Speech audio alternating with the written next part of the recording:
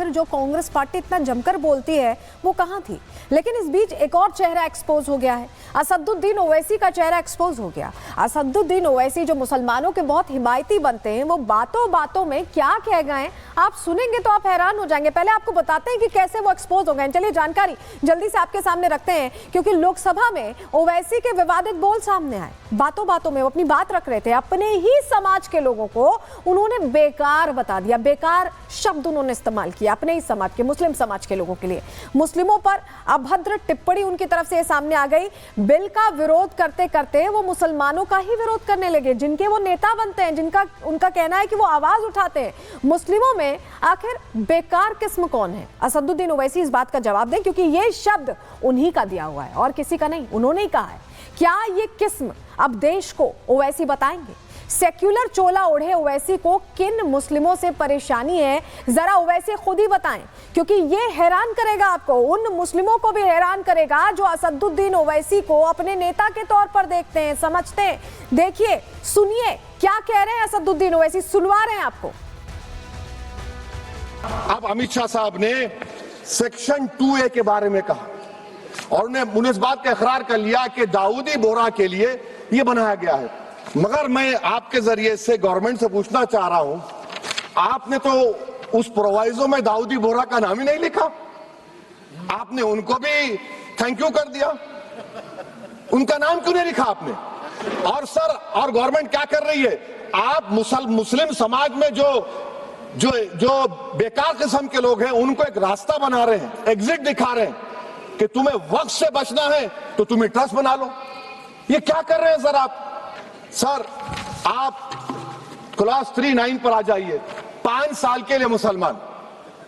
मैं किरण रिजिजू से पूछना चाहता हूं, सर दाढ़ी रखे तो मुसलमान प्रैक्टिसिंग है या क्लीन शेव आपकी तरह है? तो बताइए हमको, प्रैक्टिसिंग क्या होगा? अच्छा, किसी को पकड़ के मॉब लिंच कर दिया और बोले कि JSR का नारा लगाया, और वो JSR का नारा लगाया तो क्या मुसलमान रहेगा? नहीं रहेगा।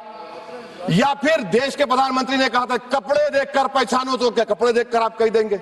अच्छा, अगर कोई क्रिश्चियन हिंदू धर्म कबूल करता है तो क्या वो मंदिर को नहीं दे सकता प्रॉपर्टी? फिर भारत के संविधान में आर्टिकल 300 क्यों है सर? आखिर जो कांग्रेस पार्टी इतना जमकर बोलती है वो कहाँ थी।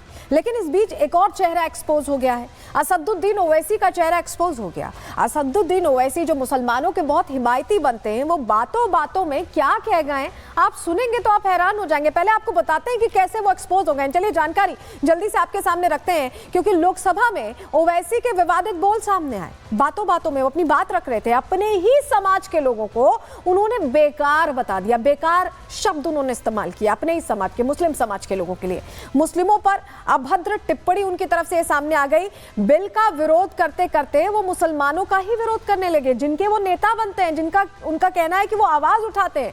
मुस्लिमों में आखिर बेकार किस्म कौन है? असदुद्दीन ओवैसी इस बात का जवाब दें, क्योंकि ये शब्द उन्हीं का दिया हुआ है और किसी का नहीं, उन्होंने ही कहा है। क्या ये किस्म अब देश को ओवैसी बताएंगे? सेक्युलर चोला ओढ़े ओवैसी को किन मुस्लिमों से परेशानी है, जरा ओवैसी खुद ही बताएं, क्योंकि ये हैरान करेगा आपको, उन मुस्लिमों को भी हैरान करेगा जो असदुद्दीन ओवैसी को अपने नेता के तौर पर देखते हैं, समझते हैं। देखिए, सुनिए क्या कह रहे हैं असदुद्दीन ओवैसी, सुनवा रहे हैं आपको।